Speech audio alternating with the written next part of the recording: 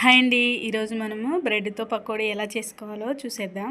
ఏంటి బ్రెడ్తో పకోడీ అనుకోకండి, చాలా బాగుంటుంది. మీరు ఒకసారి ట్రై చేయండి.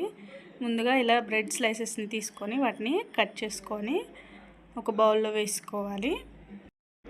నేను ఇక్కడ 4 బ్రెడ్ స్లైసెస్ తీసుకుంటున్నాను. వాటిని కట్ చేసుకొని ఒక బౌల్లో వేసుకున్నాను. ఇప్పుడు ఒక ఆనియన్ తీసుకొని సన్నగా కట్ చేసుకొని అందులో వేసుకోవాలి.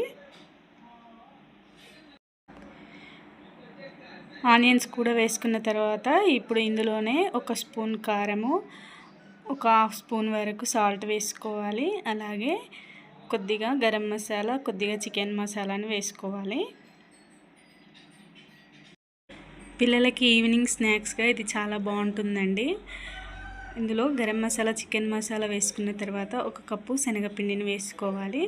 శనగపిండిని వేసుకున్నాక కొంచెం వాటర్ పోసుకుంటూ పిండిని వీడియోలో చూపిస్తున్న విధంగా కలుపుకోవాలి. ఇప్పుడు స్టవ్ పైన ఆయిల్ పెట్టుకొని ఆయిల్ హీట్ అయిన తర్వాత మనం పకోడీలాగా వేసుకొని ఇవి గోల్డెన్ బ్రౌన్ కలర్ వచ్చినాక తీసేసుకోవాలి.